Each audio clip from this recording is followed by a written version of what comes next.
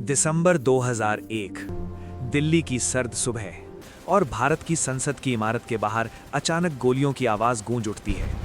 कुछ ही मिनटों में साफ हो जाता है, ये सिर्फ एक हमला नहीं था, ये भारत के लोकतंत्र के दिल पर हमला था। हमलावर संसद परिसर के अंदर तक घुस चुके थे, गोलियां चल रही थी, ग्रेनेड फेंके जा रहे थे और अंदर देश के कई बड़े नेता मौजूद थे। लेकिन सुरक्षा बलों ने तुरंत मोर्चा संभाल लिया। कुछ ही देर में सभी आतंकियों को मार गिराया गया, पर उस दिन भारत के 9 सुरक्षा कर्मियों ने अपनी जान गंवा दी। दिल्ली में धुआं अभी साफ भी नहीं हुआ था कि देश के अंदर एक और बड़ा फैसला लिया जा चुका था। भारत ने अपनी सेना को आदेश दिया, पाकिस्तान की सीमा पर तुरंत मैसिव ट्रूप मोबिलाइजेशन शुरू करो। इस ऑपरेशन का नाम था ऑपरेशन पराक्रम। कुछ ही हफ्तों में करीब 5 लाख भारतीय सैनिक, हजारों टैंक और भारी हथियार भारत पाकिस्तान सीमा पर तैनात कर दिए गए। ये 1971 के बाद दोनों देशों के बीच सबसे बड़ी सैन्य तैनाती थी। दूसरी तरफ पाकिस्तान भी चुप नहीं बैठा, उसने भी अपनी सेना को सीमा पर उतार दिया।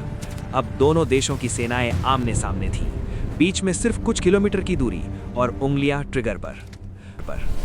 दुनिया की नजरें अचानक साउथ एशिया पर टिक गईं, क्योंकि एक डर सबको सता रहा था।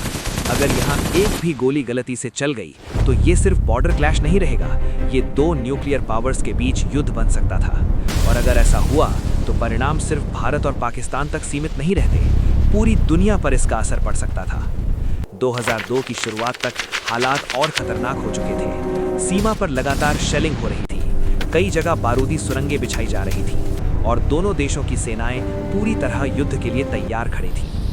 अमेरिका, रूस और कई बड़े देशों ने दोनों देशों पर दबाव डालना शुरू कर दिया, क्योंकि इंटेलिजेंस रिपोर्ट्स कह रही थी अगर टेंशन और बढ़ी तो न्यूक्लियर वेपन्स इस्तेमाल होने का खतरा भी पैदा हो सकता है। कल्पना कीजिए, सिर्फ एक गलत आदेश, सिर्फ एक गलत फैसला और साउथ एशिया इतिहास के सबसे विनाशकारी युद्ध की तरफ बढ़ सकता था। करीब 10 महीनों तक ये टकराव चलता रहा। लाखों सैनिक सीमा पर खड़े रहे, हर रात इस इंतजार में कि शायद अगला आदेश युद्ध शुरू करने का हो। लेकिन आखिरकार कई महीनों की खतरनाक खामोशी के बाद दोनों देशों ने धीरे धीरे अपनी सेनाएं पीछे हटानी शुरू की। युद्ध टल गया, लेकिन इतिहास का वो पल आज भी याद दिलाता है कि कभी-कभी दुनिया का भविष्य सिर्फ एक फैसले और एक ट्रिगर के बीच लटका होता है।